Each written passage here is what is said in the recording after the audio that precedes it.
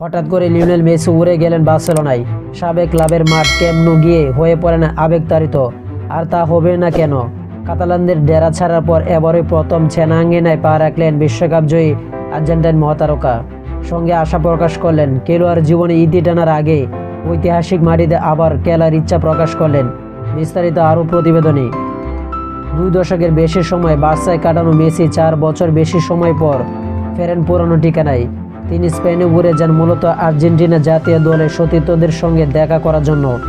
পাশাপাশি ঘুরে ফিরে দেখেন ক্যাম্প নুর চারপাশ, যেখানে জমা তার বহু স্মৃতি। এর আগে যুক্তরাষ্ট্রের মেজর লিগ সকারের ইতিহাসে প্রথমবারের মতো ইন্টার মায়ামিকে ইস্টার্ন কনফারেন্সের সেমিফাইনালে ওঠান মেসি। ন্যাশভিলের বিপক্ষে 4-2 ব্যবধানে জয়ে জোড়া গোল ও একটি অ্যাসিস্ট করেন তিনি। গত রোববার সকালে ম্যাচ খেলে রাতে ক্যাম্প নুতে যাওয়ায় 38 বছর বয়সী মেসি পরে সামাজিক যোগাযোগ মাধ্যমে ইনস্টাগ্রামে লিখেছেন, আমি গত রাতে ফিরে গিয়েছিলাম একটি জায়গায় যেখানে আমি হৃদয়ের গভীর থেকে মিস করি। ওটা এমন একটা জায়গা যেখানে আমি অপরিসীম খুশি ছিলাম এবং সেখানে আপনারা আমাকে হাজারবার পৃথিবীর সবচেয়ে সুখী মানুষের অনুভূতি দিয়েছেন। বার্সেলোনার আর্থিক সংকটের কারণে 2021 সালের মধ্যে হয়েই মেসিকে স্প্যানিশ ক্লাবটি ছাড়তে হয়। তখন করোনা ভাইরাস মহামারী চলতে থাকায় বিধিনিষেধের কারণে ভক্তদের আনুষ্ঠানিক বিদায় জানাতে পারেনি তিনি।